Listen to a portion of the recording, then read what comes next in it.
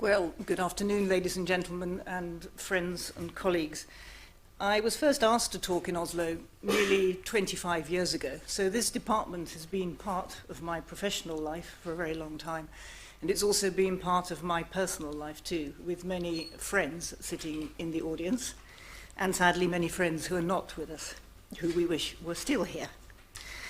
I think that when I first came to Norway, there was a great deal of talk of something called internationalization.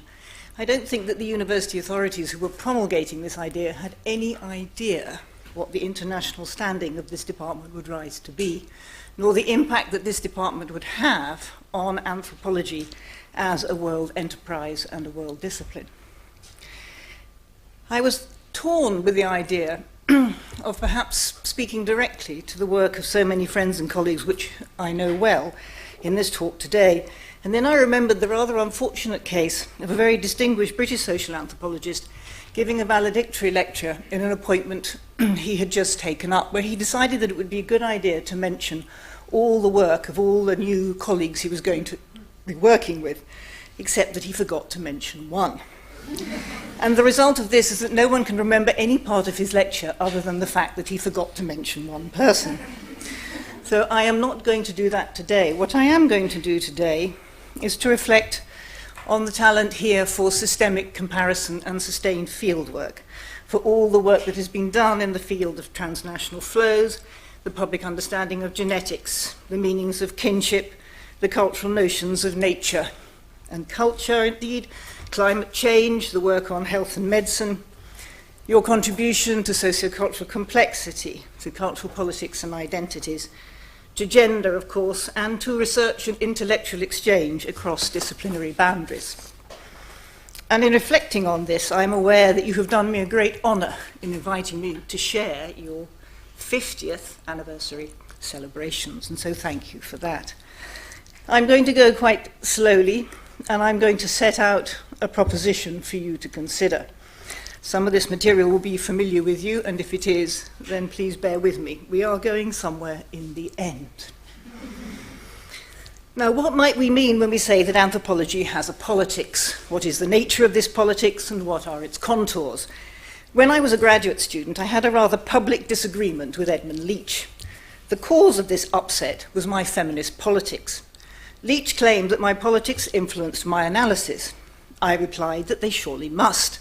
But since we all knew this, it was hardly a problem, whereas his own political and personal commitments were masked by a wholly implausible neutrality, which should necessarily be of much greater concern. The disagreement was amicable, but irresolvable.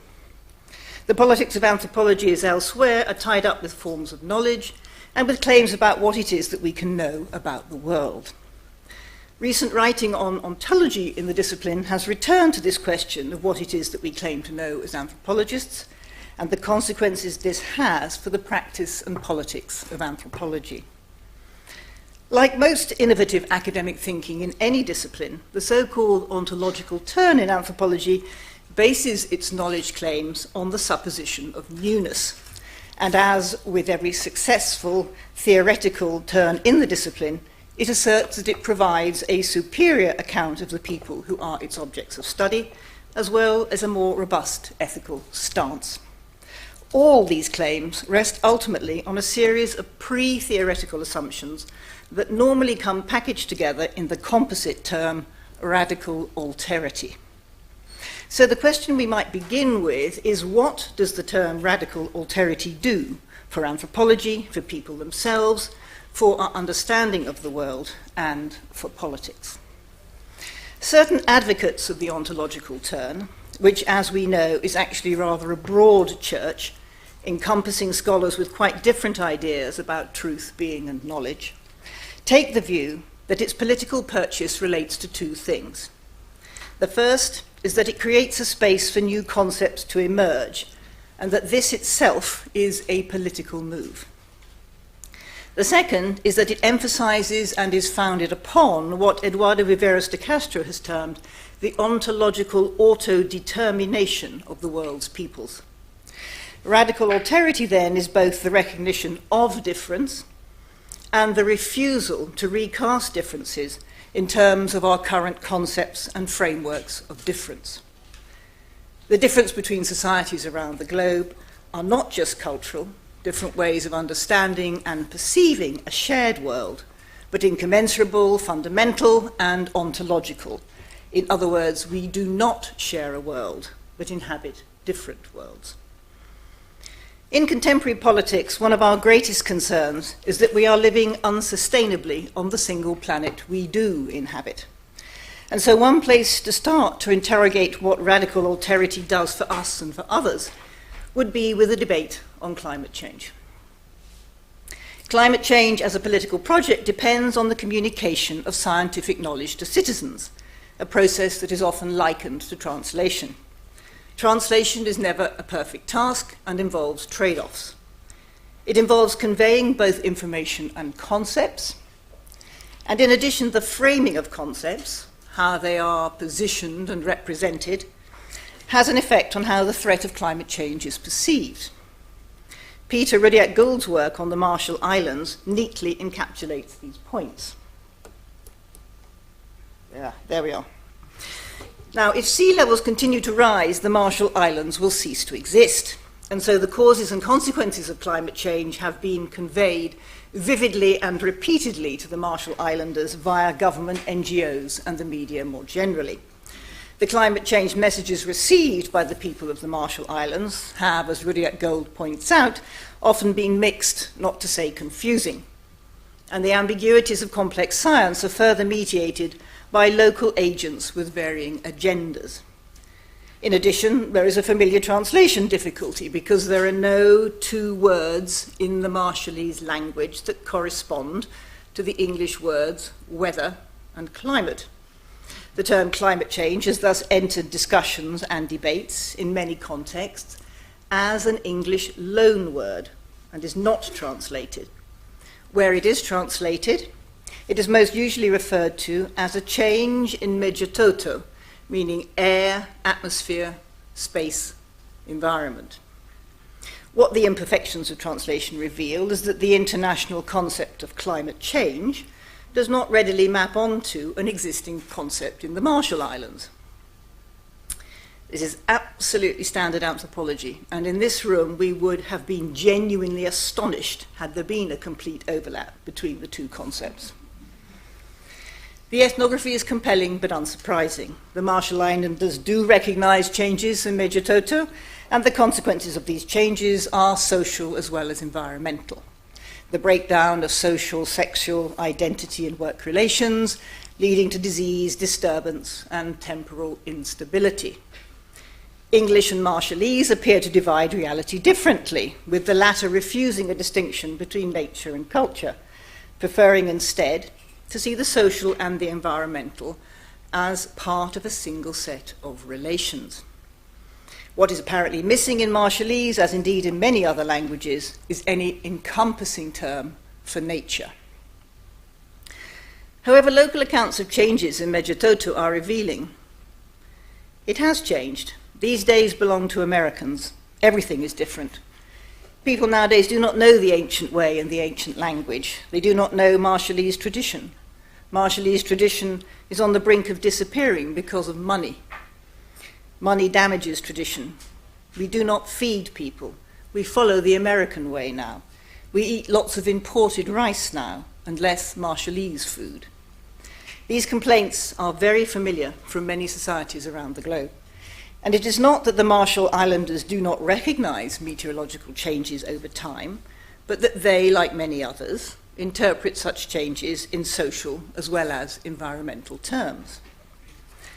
My question is, how useful is the concept of radical alterity in the context of this ethnography? What makes climate change interesting is not just that it's important to all of us, but that it immediately raises the problem of local versus scientific knowledge, of cultural specificity versus universal claims. What is climate change, and is it real? We are all aware of the intense politics surrounding this debate. From one perspective, it is possible to argue that the Marshall Islanders hold radically different views from those of scientists, international agencies, and activists, because they have a radically different ontology based on a refusal to make conceptual distinctions between the social and the environmental, culture, and nature. However, from another perspective, we might say that the Marshall Islanders' view of climate change is not necessarily at odds with all scientists and global activists. Climate change, in the sense of change in measure toto, can be held to be responsible for most things, since these changes signal turbulence in the cosmos. But many scientists and activists are also aware that the global south bears the brunt of consumption behavior in the global north, that climate change is exacerbated by changing patterns of food production and the demands for new goods and new lifestyles, views that are clearly shared by the Marshall Islanders. We are all aware that climate change is not just about rising carbon emissions, but about a larger crisis in values. So neither anthropologists nor climate change scientists and activists hold to a rigid ontology that completely demarcates social relations from environment or culture from nature. Climate change is a discourse about the impact of human agency on the world. The focus on human destructiveness is now a familiar narrative, and geologists and others speak of this epoch as the Anthropocene. In this sense, it is a very particular account of the place of humans in space and time.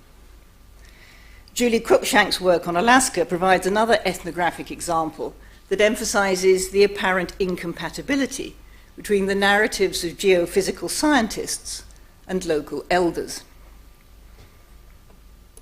The elders report glaciers that hear and smell,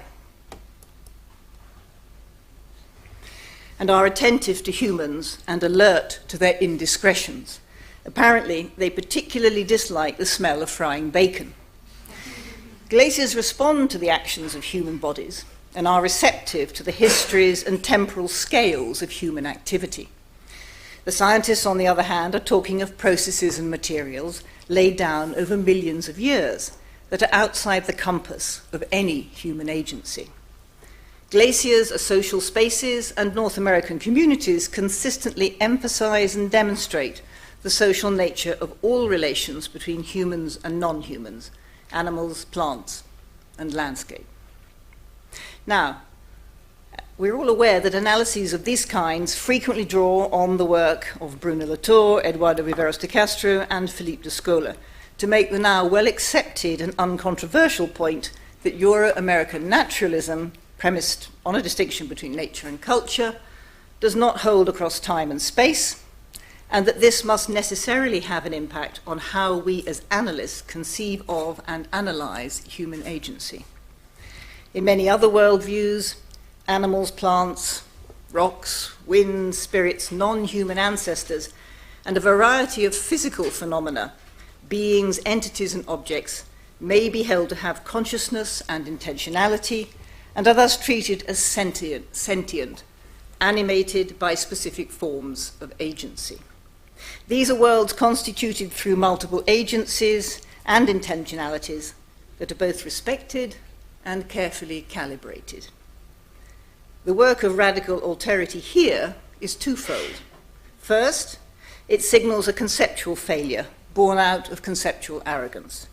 Not just the idea that the categories of the so-called moderns are ineffective for many contexts, but that they prevent us from taking the ontologies of other people seriously enough because they consistently recast their ontologies as mere representations or beliefs. Second, it heralds a return to materiality, a view of humans as part of the organic and non-organic world they inhabit. And consequently, it heralds a dethroning not only of human agency in favor of a broader recognition of actants and forms of agency, but a dethroning of anthropos in general. This is a post-human juncture where man is no longer the measure of all things, just as we heard in that song in the foyer earlier today. These ideas have much wider purchase than anthropology and are being pursued in contemporary philosophy, geography, and feminist scholarship in ways that are rarely referred to within our own discipline. However, the nodal point of disagreement here is frequently the notion of subjectivity, with a definitive move away from the idea of a subject constituted through difference in language and bound up in representations. There are several intersecting fields of theory involved, including actor-network theory, affect, Deleuzian becomings, post-human philosophy, and molecular vitalism. However, my point is that to move away from human exceptionalism, to say that human actors are not the only actants in view, or that non-humans can be considered persons, is not the same thing as saying that we can do without a theory of human subjectivity, of how humans come to recognize themselves as humans. Indeed, arguing that the subjects of ethnographic inquiry may not be just human people, but that all sorts of beings and things that Euro-American philosophy would normally think of as objects may also be subjects, does not necessarily or logically suggest that we do not need a theory of human subjectivity. I have argued elsewhere for the inextricable materiality of subjectivity. The fact that we are embodied beings means that we can only have a sense of ourselves through engagements with the world. We come into being and consciousness through relations with concrete social and physical environments that are filled with living entities which are not us. Some of these entities will be embodied humans like us, and some of them will not. Now, Philip de Scola, starting from very different premises, arrives at rather similar conclusions in Beyond Nature and Culture. But even allowing for radical alternatives in concepts, that is, the fundamental categories of existence, such as subject, objects, human, non-human, culture, nature, space-time, that emerge ethnographically, a persistent idea of the impact of embodied humans is a notion that is widely shared by many different cultures. And this returns us to a more general question of how human agency, as opposed to other forms of agency, is conceived in different contexts.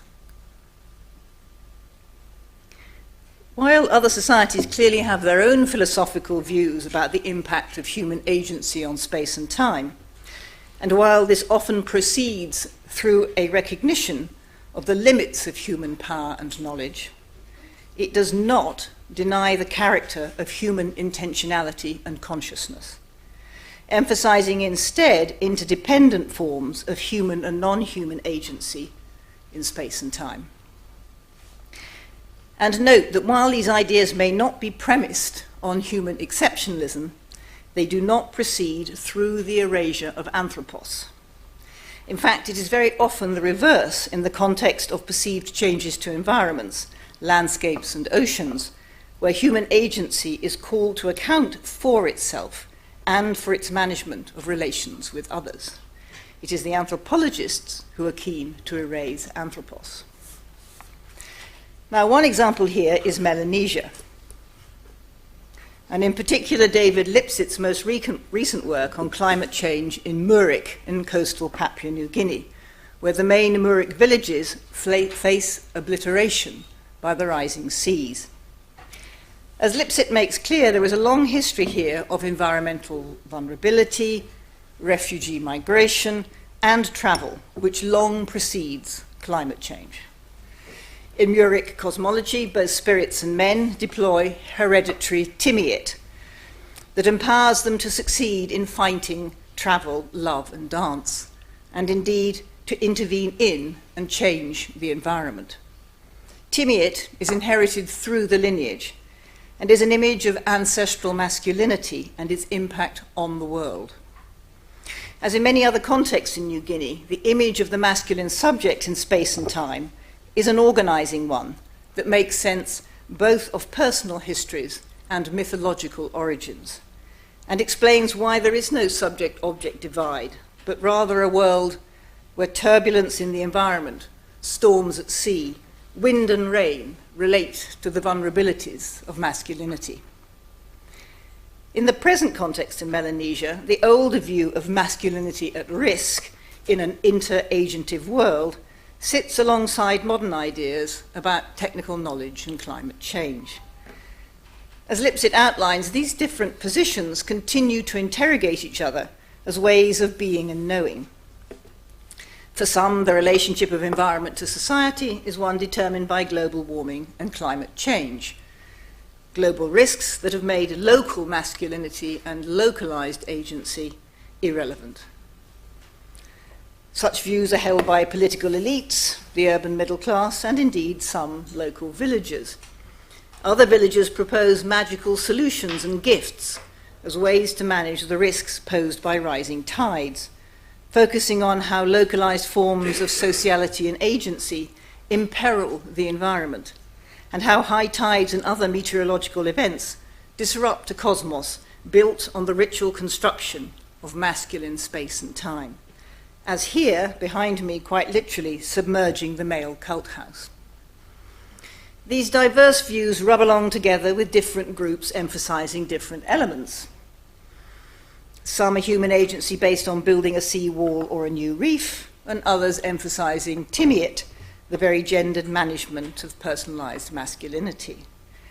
However, Lipset does note a general shift in what he terms the meaning of environment, where the tides are becoming other, no longer part of the management of masculinity in time and space, but instead acting over and against the male subject, moving to the space-time rhythms of a universal modernity. We used to say that rising tides were caused by sea magic, but today the sea has its own way, nature or magic. If a man was jealous, he could make sea magic that would make the sea destroy a village. We do not have magic to build up the beach. We do not have the magic of our fathers. So we wait and cannot do anything except move when it's come. In this account, the scope of masculine agency shrinks in the face of modernity, in a response to a world no longer attuned to the ritual management of embodied human desire and temporality. Mario Blaser has argued that what radical alterity does in such contexts is to emphasize that if we simply label our own historical period modern, then we inevitably evacuate alternative ontologies from the present. If we assume that all cultures are embarked upon the historical trajectory of modernity, the inevitable corollary is that tradition belongs to the past, or the soon-to-be past, rather than existing in its own right as part of and coeval with the contemporary world. In short, not everything contemporary is modern. But what does radical alterity add here? It's been a long time since anyone argued for a singular teleology for modernity, and processes of globalization proliferate differences, setting up relays of connection and disconnection.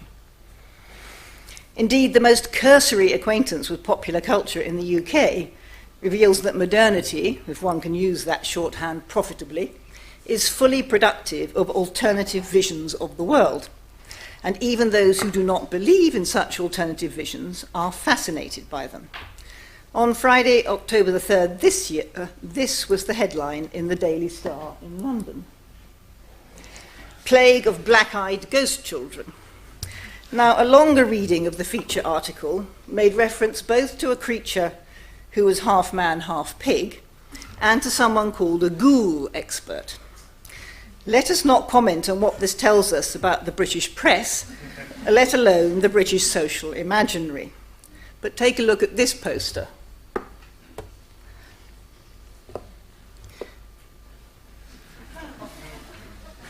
Of course, with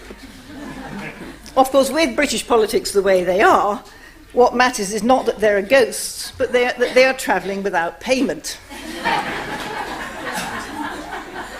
Now, this may well be a spoof or a bit of a joke, but what is not a spoof or a bit of a joke is that there is more than one American anthropology PhD student currently studying ghost hunters in the UK, who are supported in their investigative efforts by a large variety of sophisticated technological equipment. So no radical alterity here between science and the paranormal, or at least certain domains of science. How do we as anthropologists deal with this apparent belief in ghosts? Perhaps we could just say that it's not a matter of true belief. It's just a form of entertainment or escapism, rather like the hugely popular UK TV show, which ran for 5 years until last year, called Being Human, about a ghost, a werewolf, and a vampire living in a terraced house in Bristol and trying to pass themselves off as humans. Now, are such interests and passions evidence for the existence of multiple ontologies or multiple worlds in the United Kingdom? In the north of Kenya, where I work, Ilat lives under deep water and is also present in lightning and thunder. Stories abound of Ilat seeking restitution or revenge for the actions of humans, and it's sometimes hard to discern whether the source of agency is Ilat or Oin, the ancestors. The Oin appear regularly in dreams, but Ilat comes without warning and has a predilection for young women bathing, washing, or crossing water. When you are taken by Ilat, you go down to a world below this world, where everything exists. Humans, animals, houses, food. And yet it is not like this world. Supplications performed on the surface above for your return may or may not be effective. If you return, you wear a particular iron bracelet that marks you out. If you do not, you just get married there. If you ask people whether they believe in Ilat, they are equivocal and often refer you to an example of someone who has been taken. If you ask them whether Ilat exists, most people say yes. Now, Blazer points out, and indeed as the Marshall Islands and New Guinea ethnography also suggests, the logic of the ontological turn is that radical alterity must exist within groups as well as between them. Indeed, Blazer suggests that modernity is about specific practices rather than specific groups. However, one of the difficulties with radical alterity, I suggest, is that it is too radical. It has to constantly work against becoming relativist. And so even when set within a framework of pluralities, it has to persistently seek succor from underlying antinomies that threaten to harden into binaries. One such antinomy is between modernity and the ontologies of others, variously understood, and a second is between science and a nature-culture continuum. The result is a rather unfortunate set of contrasts between something called Euro-American categories of thought and the ontologies or practices of others. Some articles even refer to something called North Atlantic thought, which I can only suppose is something promoted by NATO. We are all aware that for the purposes of brevity and clarity, we have to use shorthand contrasts in our writing. I frequently make use, as I have in this lecture, of a fictionalized community of anthropologists and or intellectuals using the pronoun we. However, if in our writing we consistently deploy a contrast between Euro-American thought and the practices of others, albeit practices that are supposed to be revelatory of other people's concepts, then we create a conundrum where radical alterity is haunted by the ghost of relativism, in consequence both of its rigidity and of an unhelpful contrast between representation and praxis, which in turn transmutes into an equally rigid distinction between epistemology and ontology. So let's consider first what radical alterity does for the people we study. So let's turn to the heartland of it. As Philippe de Scola argues, in South and North America, in Siberia, and a variety of other places around the world, people endow plants, animals, and other aspects of their physical environment with subjectivity and establish personal and social relations with them through seduction, exchange, negotiation, violence, and aesthetics. In these contexts, humans and non-humans share a common interiority or subjectivity. And it is this sharing that makes for a common sociality, where humans, animals, and spirits live in their specific villages have kinship, and follow ethical codes. Shared sociality is a feature of a wide variety of beings in the world, and not just a property of man as a species. However, the shared interiorities of all beings are lodged in or housed in specific sets of bodies, each peculiar to a particular category of being. And these different forms of embodiment give each class of being a unique perspective on the world and a particular understanding of and relation to the general ecology of relations. So where a jaguar sees manioc beer, a human might see blood. The world that these different beings perceive is different because they have different positionalities in the world, occasioned by their different embodiments. But they remain united in an integrated sphere of social relations because they share the same kind of interiority or subjectivity. For all types of being, culturally speaking, the outlook is always the same, that of a subject who relates to other beings and things according to perceptions which are actually similar to those of living humans. However, this is not a world of stasis or fixed forms, because bodies can change their character, and subjectivities may move across domains and mutate across corporeal forms. And as this happens, the position from which a subject views the world alters. In such contexts, it is possible to see the world from the other's point of view. Now, not all forms of knowledge about being are the same, and De Scola provides a classification of those differences. However, what I'm concerned with here is that those societies that are most often cited as examples of radical alterity actually have a rather different view of alterity than the one that is ascribed to them by anthropologists. There is no doubt, as Marisol de la Cadena says, that figuring the world as comprised of multiple sentient beings can, and perhaps should, force us into a different politics. And there is no doubt that such modes of being in the world can and should underpin a politics of recognition, redistribution, and restitution for indigenous communities. But the point I want to emphasize is that knowledge is embodied knowledge, lodged in modes of being. And there is therefore no profitable purpose at all in arguing for a radical distinction between ontology and epistemology, between being and knowing. This does not mean that in other moments or spaces there is no distinction to be made between the two. This is not a matter of deciding on a boundary, but of charting forms of enfolding and encompassment that cannot be decided upon in advance. These forms are undecidable because of the temporal and embodied character of being and doing, where one encompasses and is enfolded into the other.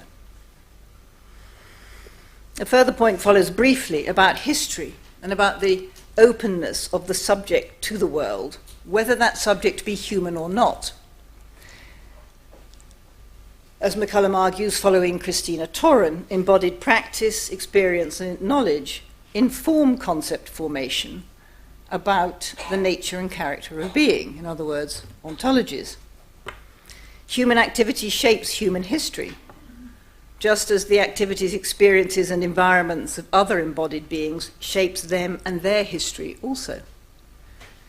Ontologies are therefore emergent in time, both biographical and mythical, because of the inherently social character of intersubjective encounters between different categories of being, which is there in the ethnography. Whether those categories of being are human or not, organic or not. Now, human ontologies are formed out of the experience of encounter with glaciers that can smell bacon. And humans assume too, although we cannot know this, that the ontologies of glaciers are formed out of their experience of human indiscretion. There is therefore no single ontology, or even single set of ontologies, involved in making sense of the lived world in any given context. Because this process is always lived in relation to others, human and non-human, who have their own projects of being and are constantly making sense of their environments and their engagements with others. And this is as true of glaciers as it is of peccaries. Ontological realities, whatever their character may be, are both constituted by and constituted of others' ontological realities. Others here meaning human and non-human. There's a fundamental openness to the world. Ontologies are historical, and by nature of their temporal formation in encounters with others, they change, and in ways that are undecidable in advance. They're undecidable because you do not know the outcomes of encounters in advance. You do not know what will happen when you meet a peccary. Like most human encounters with angry animals, you probably just hope for the best. How much ontologies change and in what way depends on context, but the fundamental point is of relation and not alterity. Ontologies are not isolated, complete systems that entail separate worldviews, not least because they can only emerge relationally as the result of encounter and interaction between different subjects, environments, and communities. Without the other, there is no ontology of the self or of the world. Now, I just need to tease out a little here how and why my view of relation differs from the view of radical relation that many involved in the ontological term claim is a feature of radical alterity as they conceive of it. And to do this, and to avoid other long use of ontology and epistemology, which is sending you all quietly to sleep, it might be instructive to think about what is happening in areas of anthropology that deal with developments in contemporary science. Microbial research and epigenetics are fields where the very notion of bodies is being transformed through attention to the histories of those bodies in their environments. Parts of modern science, particularly research on the human microbiome, see the human body not as a closed system, but as a set of ecologies composed of microbial and human cells, and microbial and human genes. A healthy adult has about 100 trillion bacteria in their gut alone, 10 times as many bacterial cells as those inherited from their human parents. Our microbial communities provide snapshots of those with whom we have lived, the diversity of our daily habits, as well as the impact of our changing lifestyles.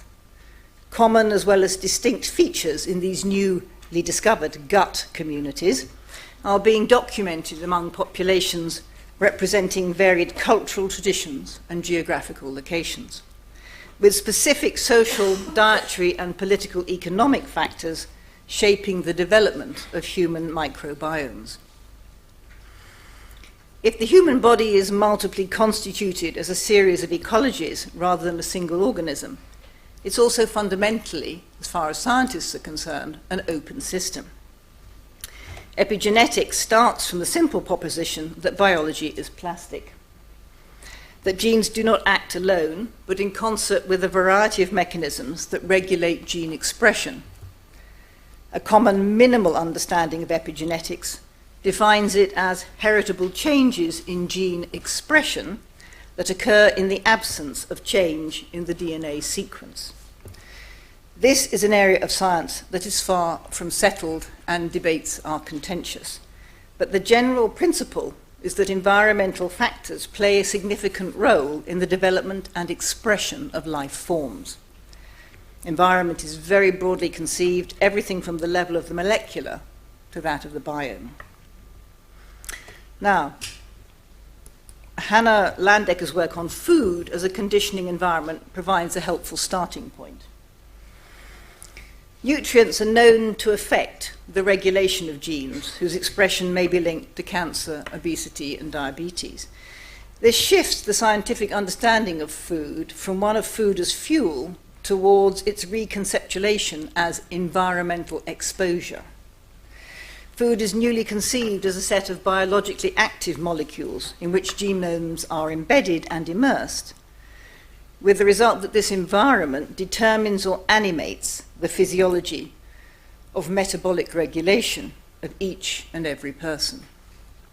More broadly, the body's molecules are set in environmental and contextual relations with the molecules of the environment, animating encounters involving networks of interrelations, which in the end result in changes in the molecular interior of the body via a change in the potential of gene expression inside the body. What is key here is that food molecules end up affecting the kind of body an organism has. As Landecker argues, this molecularization of the human-environment relation alters the very idea of life, because this is a model in which food enters the body but never leaves it. Food transforms the organism's being as much as the organism transforms it. It is an account of how food shapes the body, not by building bones and tissues, but by leaving an imprint on dynamic bodily processes. For example, recent research suggests that stress and poor nutrition disproportionately affect some people's gene regulatory mechanisms. Women who were themselves compromised in utero suffer disproportionately from diabetes, obesity, and high blood pressure, that in turn restrict the fetal nutrition and weight of their own children, biologically perpetuating and embodying social differences. This has led to a variety of concerns about public health, fetal development, and toxins.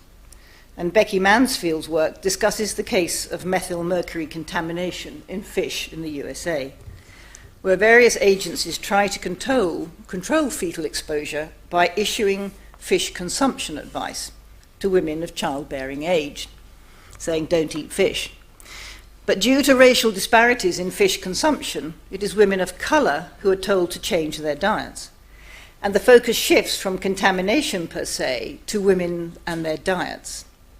The issue here is that if women do not follow guidelines, they can be held responsible for their child's future health problems. However, the very plasticity of biology and the non-bounded relation of body and environment also mean that differences in diet can lead to biological differences in people. In this case, biological differences between people of different races.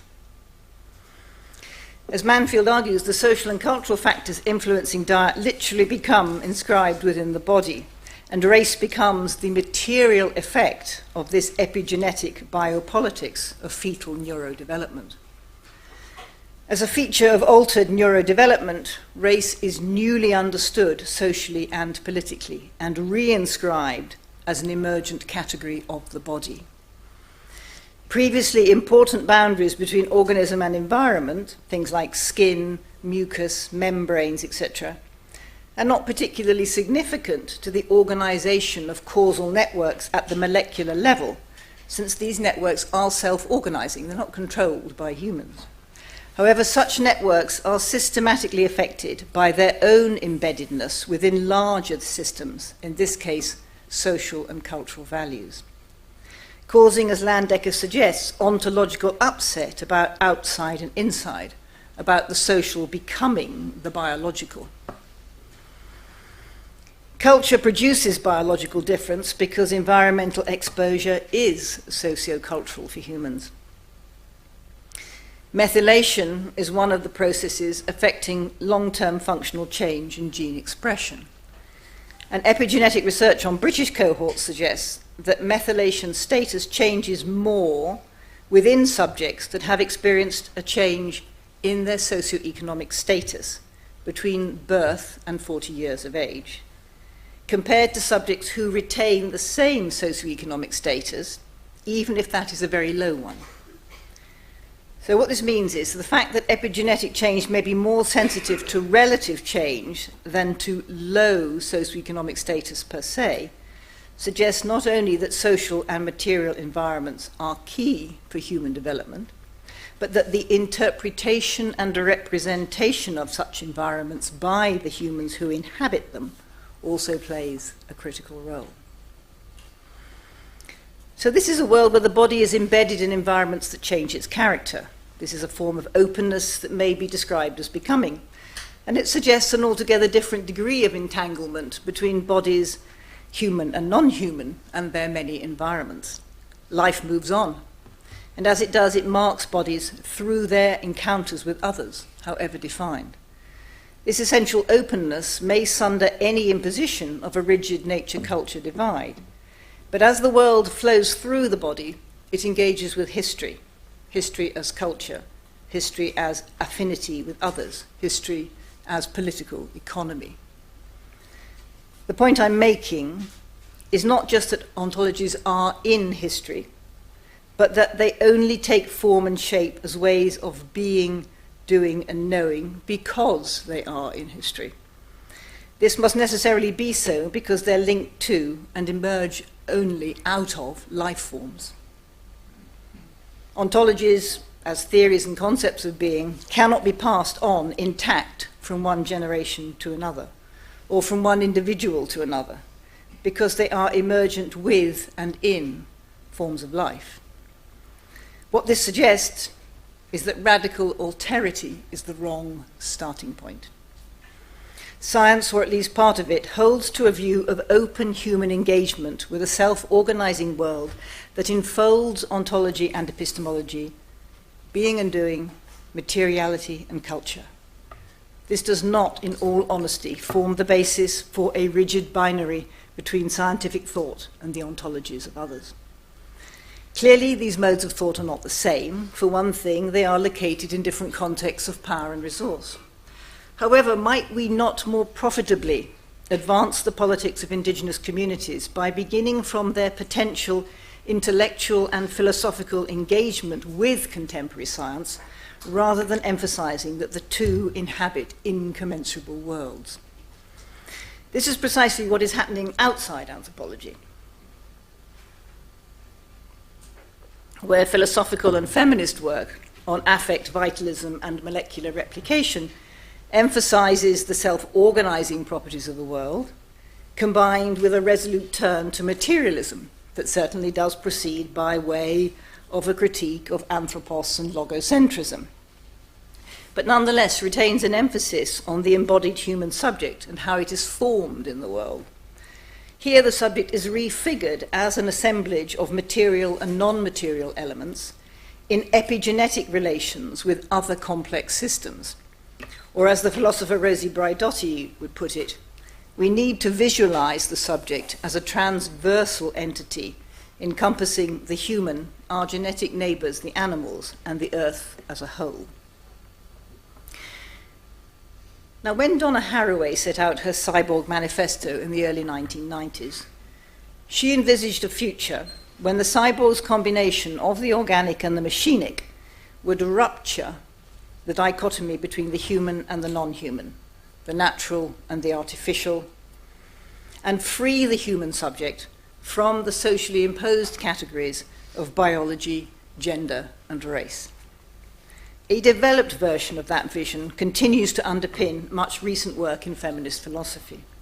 Like Haraway, these theories focus on an escape from the bounded individual body and/or subject, and on the opportunities provided by sets of new relations to transcend the human and to build new kinds of networks and/or collectivities for enhanced agency and cooperation across lines of culture, language, race, and gender, as well as across the human, non-human, post-human, and inhuman divides. The ethical good in the vision of humanity operationalized here resides in the notion of radical relationality, but not one that maps easily onto the anthropological use of that term as it has been discussed within the so-called ontological turn. Here, in contrast, humans are envisaged as being at one with their world, but they also need to enter into relations with multiple others.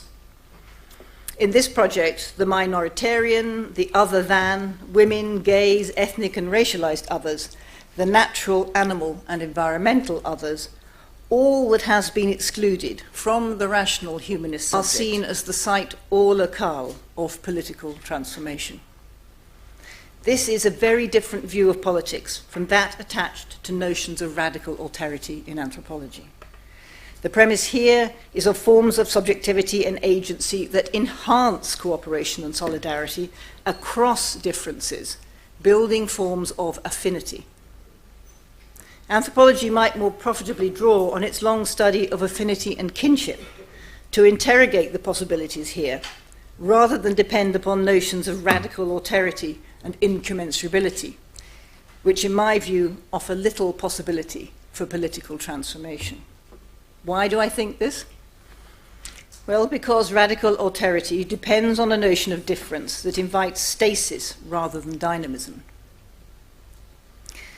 If earlier theories of subjectivity were about division and difference, those currently in vogue outside anthropology draw on images of inclusion, connection, and relation. This new emphasis is on differentiation rather than difference, on dynamic processes of connection and disconnection across materialities, subjectivities, and contexts. The subject is no longer just bounded within the human body, but is a hybrid involving aspects of the natural and non-human worlds as well as informatics. A composite figure for composite times, as I've said elsewhere. Key to the subject in this modality is its enmeshment in the self-organizing properties of the material world, but also its commitment to self-realization and accountability within that world. This ontology of the subject depends on processes of differentiation and their necessary entailments of unfolding relationality. It is the very undecidability of radical relationality that is constitutive of the subject. And while it is evident that the cognized subject of human reason is not the organizing principle of any world conceived in these terms, it is equally evident that aspects of self-stylization and self-realization animate productive engagements within this overall relational matrix. In other words, it matters what the political projects of humans are. It's not surprising that how we think about the human subject is connected to how we think about life, but framings and classifications are always about politics, politics in the sense of human purposes. Outside anthropology, the transcendence of social categorization and sedimented lines of power is one that is given particular imaginative force by the adherence to metaphors drawn directly and indirectly from biology. Replication, cellular generativity, vitality, the limitless alterity of life as a form of becoming. But we should be aware that this is a theory of humanity at a particular moment in history. A theory taking form within a certain form of politics, where the social is reimagined for particular human purposes in the idiom of biological processes. William Connolly sums it up well when he declares that it is all about attachment to the earth and care for a protean diversity of being that is never actualized completely in any particular cultural setting. However, we should also recognize that we cannot unproblematically reimagine human subjectivity and human agency in the idiom of biology, because humans are actively engaged in using the power of relationality to trigger novel patterns of self-organization in things, species, systems, and beings. Science is reshaping the contours of life. Strawberries can be injected with fish genes to stop the fruit freezing. Strawberries are fish. This sounds like one of those conceptual conundrums that anthropologists are always being asked to solve. But not, I think, an example of radical alterity as proponents of the ontological turn would have it, or indeed evidence of incommensurable worlds. From one perspective, this is definitely an example of the human propensity to intervene in the world, to try to turn it to human purposes. As such, it could be profitably compared with North and South American ontologies about life and found wanting. I'm not making a case for genetically modified strawberries here, but what I would like to draw attention to is that if the radical alterity of the ontological turn in anthropology depends on an heuristic antinomy with Euro-American thought and or science, then it is already seriously outdated. Social science studies human purposes. In consequence, it has no option except to accept its engagement with politics. We all recognize the ineluctably historical nature of the social sciences, the fact that they are conditioned both by the possibilities and the impossibilities of the social and historical conditions of their knowledge production. We also know in this room that our forms of knowledge are particularly powerful when they capture something of the zeitgeist. We thought religion would fade in the face of modernity, that gender would replace sex. We thought these things when they found purchase in the larger society. This is appropriate for a science dedicated to studying a society or societies of which it is a part, a science that pays particular attention to people's formulations of and engagements with their worlds, a science that conducts studies through the natural language of those societies it studies, which then means that they are, in principle, fully able to speak back. Contemporary philosophy, particularly feminist philosophy, molecular science and epigenetics, as I've suggested, are all based on ontologies that emerge out of projects that do not heed the conventional boundaries of bodies, subjects, and entities, nor the boundaries of the organic and the inorganic. These are visions variously developed and enacted of humans as embodied beings enmeshed in the self-organizing materialities they inhabit. But why this vision of the human now? Why now?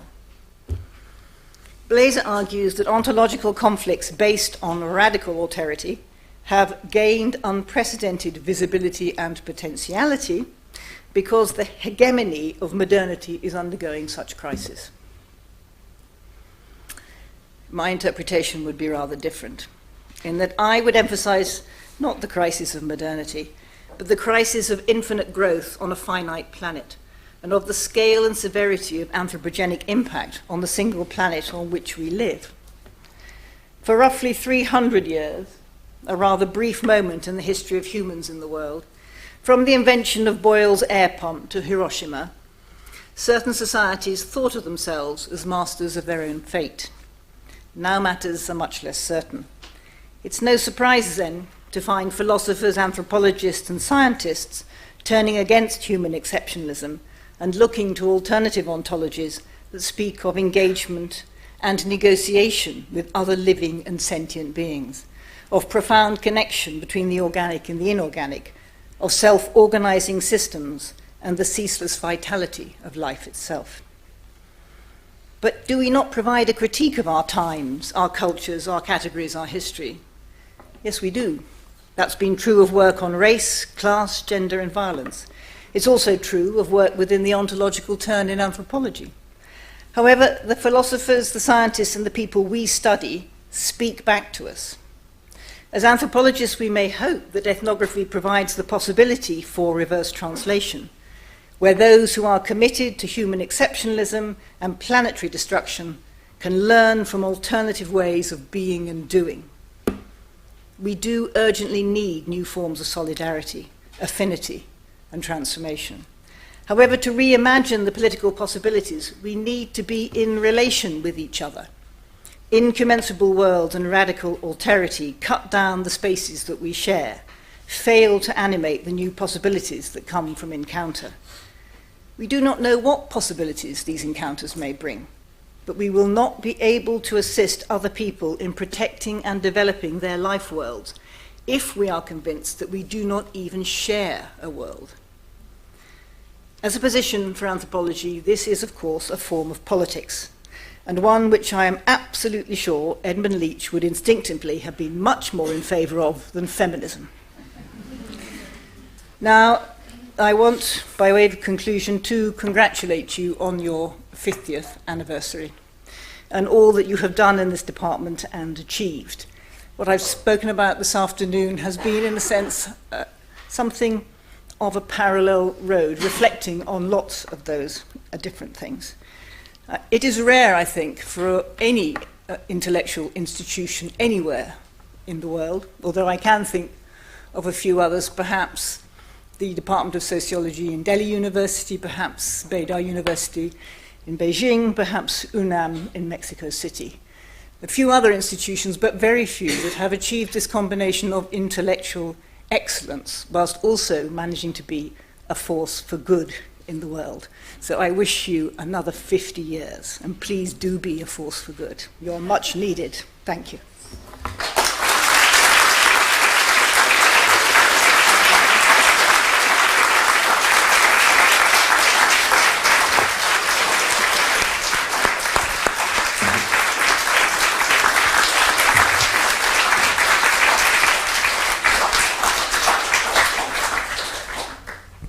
Thank you so much for this very thought-provoking lecture. And I'm sure after this lecture there will be many comments and questions. And I please ask you to limit yourselves to one question or comment so that as many as you will have the chance of speaking. So the floor is yours. Please raise your hand and I will try to be as fair as I can. Thomas first.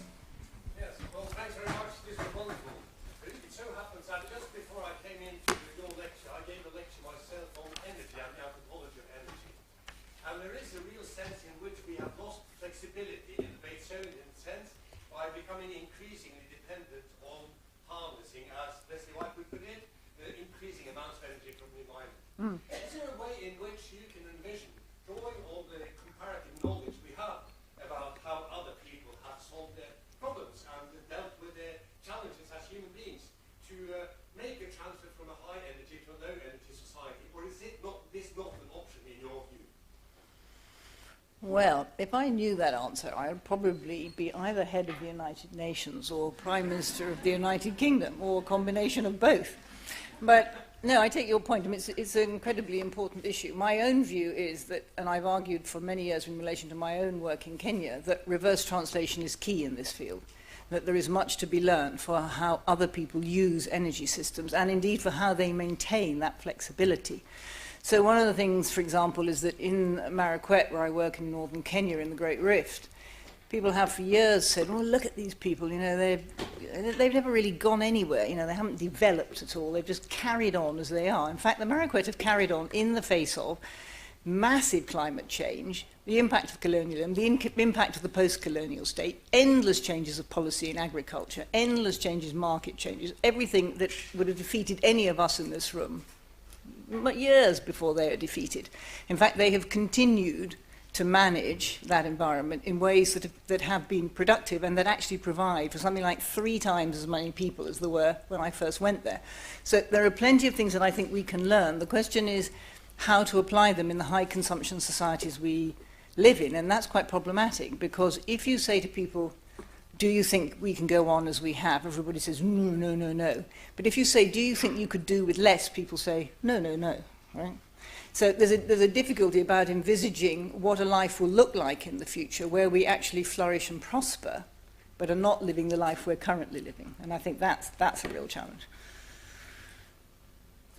Henrik? Thank you. I wonder sometimes who are the radical authors for anthropology. And in some senses, I think that the most radical alternative for anthropologists is not Amazonian tribes, but physicists. Yeah, I agree. Yeah. And to some regard, it's also biology. Yeah. So Descartes, Newton, and Darwin are some radical authors. But then you use quite a lot of biology in your lecture and in your thinking. But my question is, how should anthropology as a discipline relate to biology? Should we relate differently than we have done? In my view, I think it's a kind of allergic reaction to biology of the Second World War and colonialism. Yeah. And we have to rethink our relationship to biology and learn something from it and not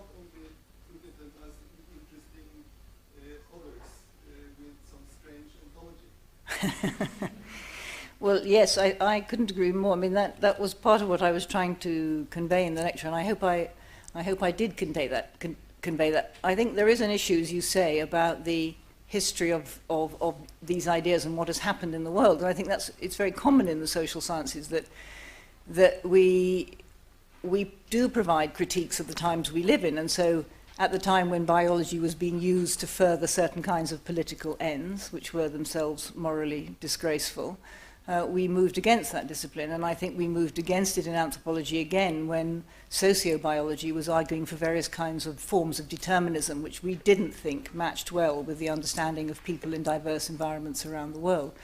But modern biology is making a very different set of claims, much more radical than any claim we've ever made, about how the materiality of human embodiment is connected to human culture. And I think we need to pay attention to that. But I'm very mindful of the fact that of how fast our understanding of the human life sciences has changed, and indeed biology itself. So, we would never have imagined 25 years ago that we could create from stem cells a replacement heart valve. So what's going to happen in regenerative medicine next is something that we have to be very attentive to in anthropology. But I also think that we thought, as did many people, that when the genome was sequenced, that the genome would provide the blueprint for humankind. We thought that genes were going to be that blueprint. And then we suddenly discovered that actually it wasn't about genes at all. It's about epigenetics. It's about the expression of the gene in the environment, which is something we can do much more work with in anthropology. But also it comes at a moment, I think, and that's the word of caution I sounded at the end. Every theoretical advancement comes within its own moment of historical and political setting. And this is a moment where we desperately want to think again about how we can be at one with the planet we have so seriously, if you like, damaged. And so therefore we find ourselves suddenly at one with the images of the life sciences and biology, particularly cellular replication and molecular vitalism. And we want to believe that we can recast the nature of the human in that form. I think that the way to do it is to keep, as I did in my work on psychoanalysis, is to keep what is happening in the life sciences and in human biology, and indeed biology more generally, in an interrogative relationship with what we know about other people's philosophical systems from elsewhere. That's where the productive moment comes for us as anthropologists, not by merely understanding biology as the answer to the nature of the social. Because I don't think biology ever could be the answer to the nature of the social, because we are biologically cultural. So our biologies change as we change our social arrangements. And we at anthropology need to attend to the important character of being human in those contexts, and not to imagine that we can get around this simply by saying, not only are we dethroning anthropos, but we're now living in a fully post-human juncture. Okay? If we were living in a post-human juncture, my idea of a post-human juncture is if you can give me any moment when scallops have invented the atomic bomb, that will be a post-human juncture, right? At any moment up to that, all of this is human, okay? We are the only species capable of doing this. No one else has put fish genes into strawberries, right? And glaciers haven't anyway. I mean, so we have to sort of keep up with the signs of the times. Thank you, Henrietta. I'm very glad you said that last little bit because that encouraged me to step in. Because I wasn't quite sure exactly where you were standing on that one, to be honest. So I just sort of go along a little bit with that. Sure. Because human exceptionalism. Of course, it all depends really what one means by it, doesn't it? There are very extreme form, and there are probably more soft forms. And isn't it possible to understand the world as an engagement, between humans and others out there, while at the same time maintaining that at least the state of our knowledge as it is today, humans do have a certain, there is a certain specialness to humans. We don't really, So, for example, the sort of ontological turn in anthropology, the only sort of radical thing about that, as far as I'm concerned, is that they are saying we are not dealing with alternative worldviews, we are dealing with alternative worlds, and we have to accept that, right? So, but then are we really? Yeah, I mean, are those studies really showing us that? I mean, they are showing us different ontologies, epistemologies, as you say, and I agree with you. I mean, the boundaries between those probably should not, we shouldn't work, we should leave that alone for a moment because they are so intertwined. But really, I mean, if anthropologists are able to go and live in these other worlds and to write books about them, how radical different are they ultimately? I think so that there is a sort of human proclivity, I think, to anthropomorphize as part of anything else, and I do think that we have to take account of that. I think we do it. It's not so difficult for us to. I mean, I don't know if you know, but we have a princess in this country who runs a ghost school, an angel school. Yeah, and she teaches people how to meet angels and meet the dead and so on. I have to meet her. Yeah.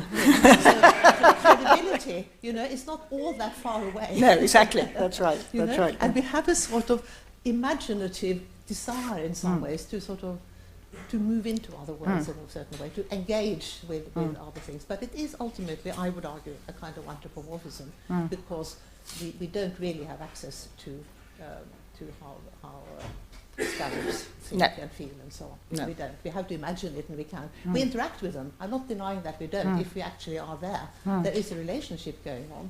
And it's a relationship that has a sort of mutuality, embedded in it, because in a particular moment of relating, both parties, in a sense, are not the same as they were before or possibly after. And I think that is something that we have to account of.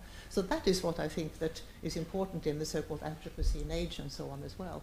You know, I mean, there is we do have, and humans, because we do have the sort of special abilities, have more responsibility as well. Nobody can hear you. Oh, I'm sorry. Maybe it wasn't even on. But anyway, I mean, would you agree with that human exceptionalism at a certain level is okay? Yes. I mean, I think that. I very much agree with your comments. I mean, the difficulty here is that humans are able to do something which, as far as we know, other agents are not able to do on the same scale, and that is to intervene in the way that self-organizing systems work in the world. Right? We can make an intervention precisely through, things like regenerative medicine, or through putting these fish genes into strawberries, and there are thousands of other examples. And I think that it is important to recognize that humans also have a responsibility, and a responsibility. They need to be accountable for the actions they have taken and those things. And so it's hard to hold them accountable if all you do is emphasize the mutuality of relations. I think that needs to be sort of put together. But it's absolutely the case, I think, that none of the ontological anthropologists that I can think of have actually provided any evidence that would convince me that we are living in different worlds. Partly because I don't believe in the distinction in the way that they draw it between epistemology and ontology. I just don't think that's the case. And that's partly because human ontologies, and that is the ontogenetic nature of humans being embodied. That's the only way you can come to know the world, is through that process of ontogenesis. And what that means is that the way in which we understand the world and develop ideas about it comes out of that physicality of material engagement.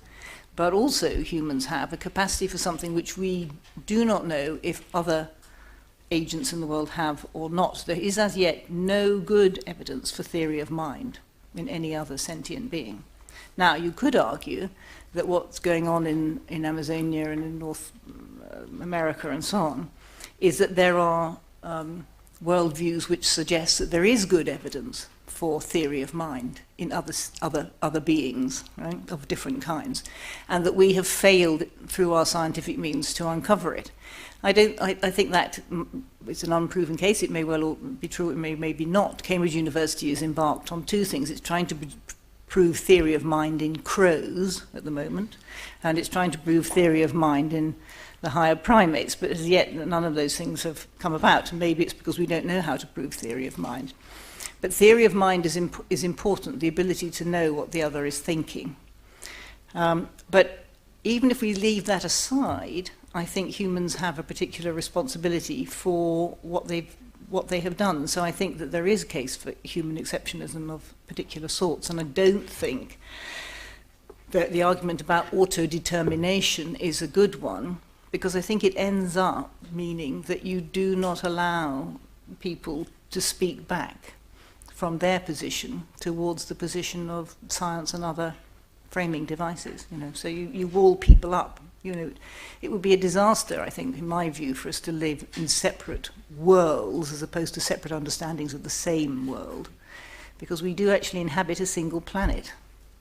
So logic, at some point, there must be some understanding, right, of what that means. And I think, politically, it's not going to go in the right direction.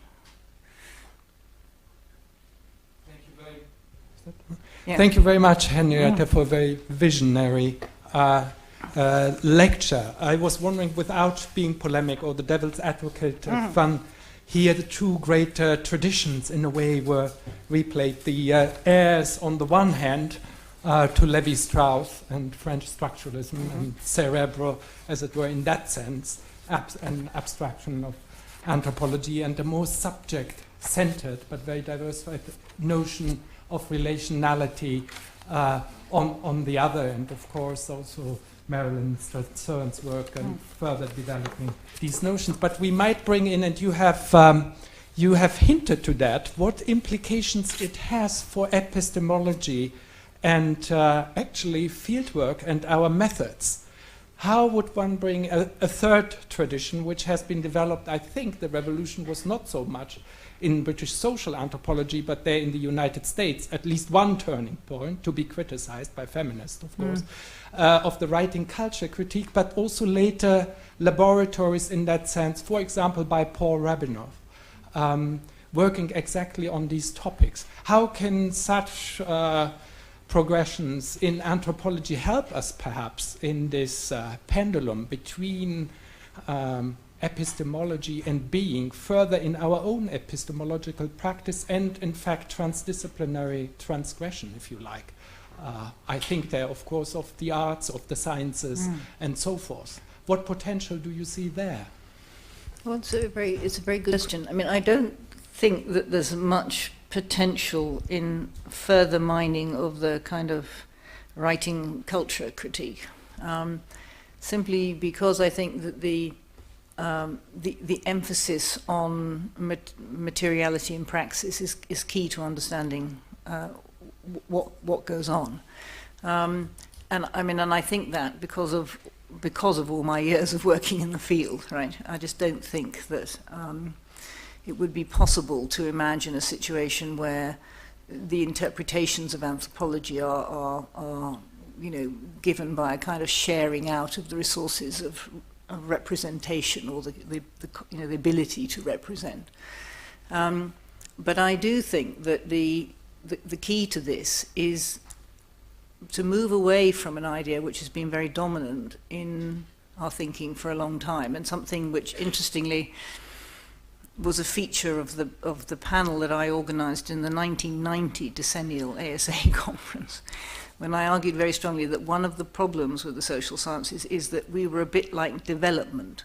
So we had this idea that everything always arises in one set of places in the world and moves to another set of places. So social theory, has to arrive somewhere in Europe or America and then move elsewhere, right?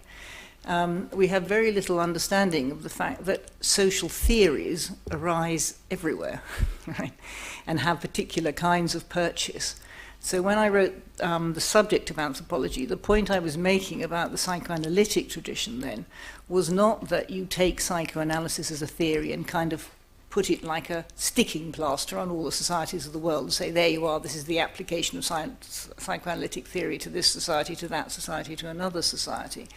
But rather that you took the view that the same kinds of questions about subjectivity, right, were being worked over in other societies in different philosophical and practical terms, and that what you should do is to put them side by side with each other. And for me, it's that bringing together of things, it's that coevalness that's absolutely crucial to this. Now, of course, in the ontology tradition, it's difficult because, as you know, there's recently been a big debate in France between Philippe de Scolin and Eduardo Viveros de Castro, precisely over who is the real inheritor of Lévi-Strauss, right? And who has the universal theory, which is going to work best, right? And of course, anthropology, in a way, I think, does need to maintain its commitment to a universal theory, but always to recognize that that universalisms are only universal in their specificity, right? So, you know, that means that we are not the only societies in the world who have a series of universalisms. Most other societies do too. In other words, when you're talking about the Kashinawa view of the world and the beings and how they relate to each other, the Kashinawa believe that to be a universal theory of how humans and others relate. They don't say it only relates to the Kashinawa and you lot in Euro America have got a much better theory. But, you know, that's not their view at all. Their theory is that, you know, that they've accounted for the way the world is, right?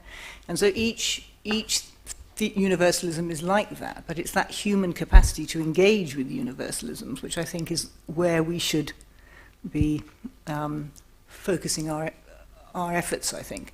But I mean, I always think there's a lot to be learnt from the history of anthropology. So when writing about this work, for example, I always remember, you know, that very early work by Maya Fortis, you know, who you know, showed that people actually thought of the human body as being made up of elements of grain and other things that humans had consumed, plus bits of the ancestor, plus bits of other things, all within that single system. So there are plenty of other societies who take the view that Hannah Landecker does, for example, of how the human body is produced out of its engagements with the world. You know? The difficulty is in biological science at the moment is that we understand that these systems are open. What we don't understand, nobody understands, is why they're not completely open. In other words, if your body, I'm just picking on you because you're talking to me, I mean, it doesn't apply to anybody's body, I mean anybody's body. But if your body is open to all of these self-organizing systems, then why are you? Why can't you just go on evolving into something else? You know, why do you stay in a human form? Why do lions, through the, you know, biology is plastic, yes.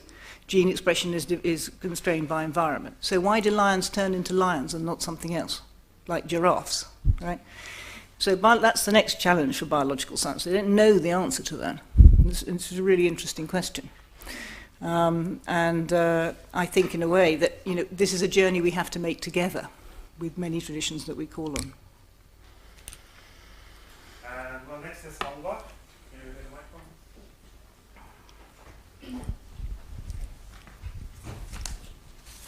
Thank you very much for your talk. I enjoyed it a lot, and I thought it was very interesting to listen to how you established the premises for talking in interesting ways about the new politics. And I would like to pick on your last comment that this department has been a department that has tried to combine the kind of broad anthropology stimulated by just a broad intellectual interest for humanity and human variation. On the other hand, a mission for trying to be somehow relevant and contribute to some kind of greater good, whatever that may be. But I would like to hear your comments as to what would you think it would mean for a department like ours to be relevant for our students, how to talk about anthropology in a way that may help people really believe, students that is, really believe that, yes, this may be a discipline that really may make a difference in terms of envisioning how to contribute to doing things for higher purposes, and as you point out, in very different ways than we used to. Well, I think it's a very good question. I would first say, without any wish to spare your blushes, that in a sense you have already done that in this department. But I would also say that I think as far as students are concerned, you know, what are the big challenges of the 21st century? Almost all the big challenges of the 21st century are in a way human challenges. They're around human frailty, human aspirations, human desires, human concerns, human purposes. I mean, look what's going on at the moment in northern Iraq. Right? The biggest threat we have to our future prosperity is probably cultural hatred. It's hatred of the other, dismissing the other. You know, when the recent fighting was going on between Israel and Gaza, there were groups of young Israelis who were sitting on sofas on the tops of the hills, drinking alcohol and watching the rockets go down on other people and cheering when they hit the ground. Now, if you lose your moral compass in that way, if you lose the ability to understand that actions you're taking in the world, however much you dislike this other person, or don't agree with them, or think that they shouldn't be sharing the world with you, but if you lose your moral compass in a way that you can cheer when a rocket hits, that you have no way of imaginatively understanding what that means for people to be in that position. And I think that in the contemporary situation we're living in, with the rise of populism in Europe as it is, with what, for example, is happening in the United Kingdom, you know, where the talk that goes on about migration is really actually about a desire not to share. It's about a desire not to share. And in that situation, I think anthropology has a very clear moral compass and a very clear moral purpose. And I think that speaking to those things is enormously important. I also think that anthropology has a responsibility to think a bit about. There were many things I wanted to talk to you about today, actually, and I realized it would probably take about 5 or 6 lectures, and I thought, well, this one's already too long as it is. But in terms of these people talking about radical alterity and alternative worlds and so on, you know, I was thinking to themselves, okay, so this is fine if your alternative world is one in which you can say, well, look, these people are really connected to nature, even though they don't call it nature, and they're connected to sentient other beings, and we can definitely get on board with that. We like that, okay? So what if this alternative radical world is going to be one in which people practice female genital mutilation? Are you going to argue that they live in a separate world? Are you going to argue that this is going to be okay to have a separate ontology? Of course you're not. And when we do that kind of thing, we're completely morally bankrupt. So we need to call some of this stuff on ontology to account quite sharply on its inability to really understand what the nature of politics is. In other words, that politics is there in anthropology. It isn't that, and that's, you know, why I feel very strongly about this, and it's the position I've taken over all the years of my work, is that if you're going to make an intellectual argument, and I've made some, goodness knows, I've made some very, very abstruse theoretical arguments. I remember one of the times I came here before, Sigma said after my lectures, thank goodness you talked about ethnography and not one of your theoretical arguments, right? So, and you know, I've made some very obscure ones over the years, but if you make an obscure intellectual argument which actually turns out to be able to be deployed in ways which are, you know, not morally sustainable, then you need to think about that intellectual argument and not just claim that it's being given to you by the ethnography. Especially when you look at the ethnography in detail, it turns out the ethnography isn't just saying that, it's saying something a whole lot more complicated, which makes it even worse. So I think that the moral imperative for humans, whether it's other humans or it's animals or it's the planet or it's the landscape or the oceans or even strawberry fish or whatever it is that actually we do have a relation with all of these things, and we should not be arguing that our moral position is based on a position of moral good underpinned by a notion that our worlds are incommensurable. And I think if a department can argue and continue to argue, as you always have, that this is everybody's responsibility. That's what anthropology says. It's everybody's responsibility that we get these things right. Then I'm up for that. I'm voting for you. Okay? I'm voting for you. Thank you. you, I have two last questions on my list. Marit first. No, sorry, Marianne first and then Marit last. Thank you for an excellent lecture. My question picks up on a comment made by Arne Schneider. He briefly mentioned fieldwork and Rabinov, and it's really a question about ethnography. You may know that we are deeply committed to ethnography in this department, and we're sort of proud of the fact that we still send our master students out to do fieldwork and participant observation. Now, my question is about how you feel about how we equip our students or next generation of anthropologists for undertaking ethnographic fieldwork in ways that can, in some good ways, address the questions that you raise about the challenges in the world. Thank you. Well, I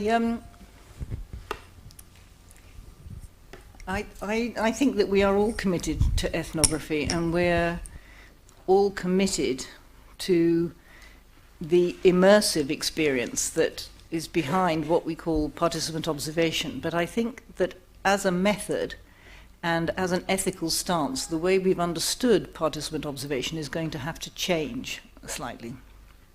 And the way I think about it is to do with the way I have been working with my local research team. Now, this is the harder thing to do when people set out on a research career, because it's something that builds up over time. But I don't work now on any issue without, first of all, working with members of the community on what is the right research question. And what is this in relation to what's going on in the community. But I have been working in that village now for 34 years, so I do have a little bit of an advantage in doing this. It would be hard to do for a master's student stepping out.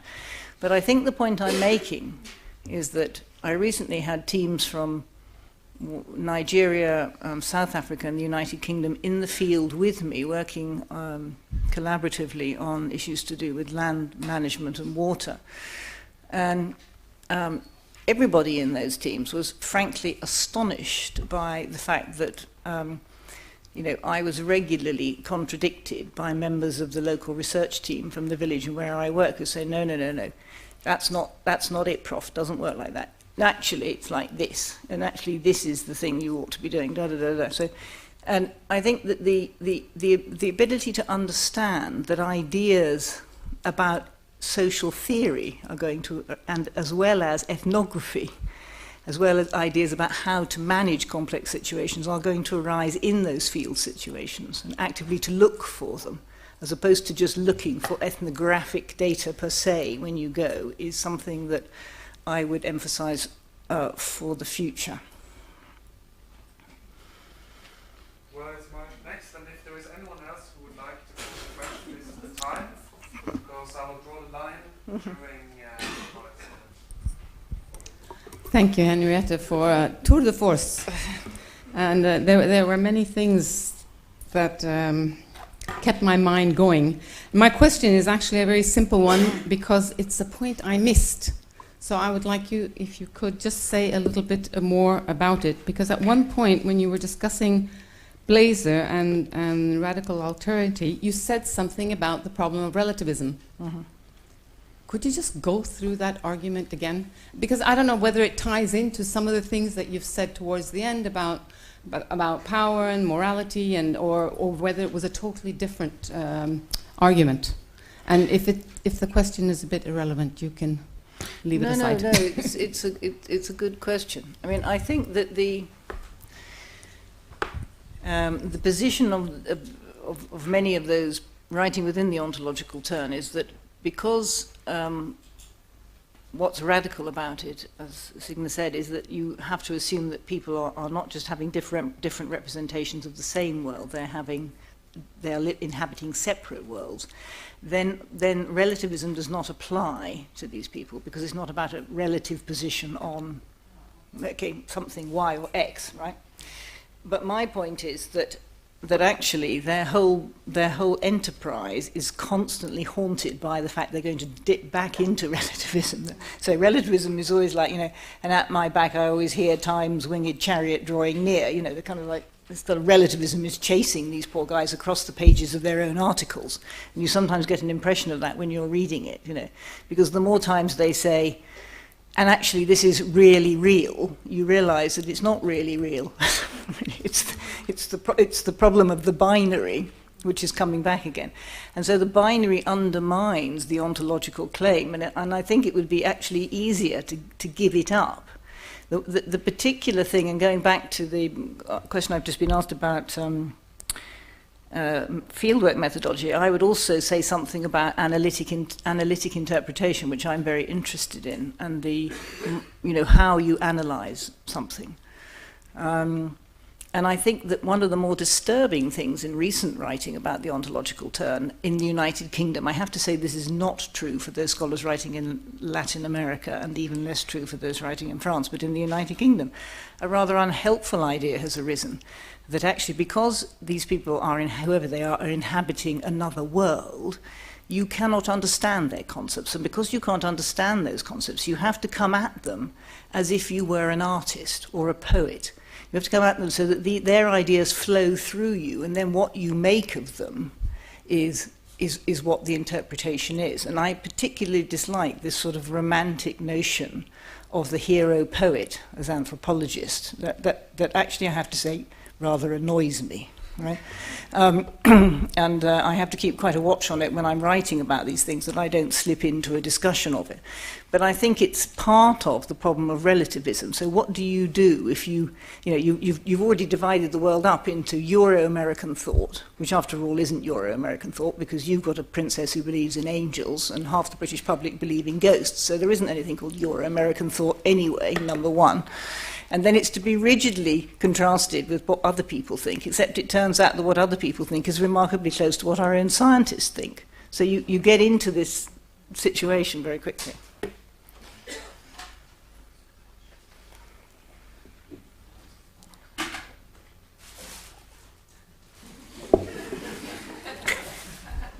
Thank you very much, Henrietta, It's a pleasure. for this beautiful talk. A lot of shared views, and what's better, some that we didn't share before. So thank you very much, and thank you for joining us for the celebration. Please join me to...